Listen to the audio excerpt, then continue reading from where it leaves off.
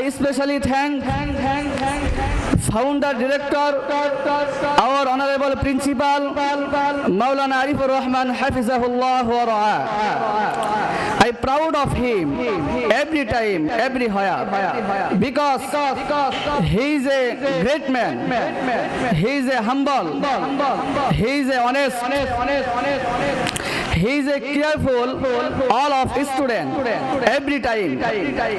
He let us dream to qualify big alim. He encourages us to speak English and speak Arabic.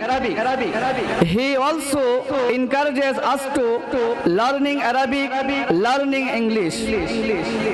He take care all of students a lot.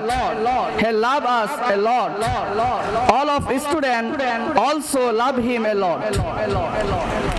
He is a founder of Jami Al-Hara Tangail, that situated east side of Tangail Sadar Upazila at Tarutia. He is a founder of Madrasatul Hara, that situated east side of Sheikh Hasina Medical College Hospital. Now 500 students study at Madrasatul Hara.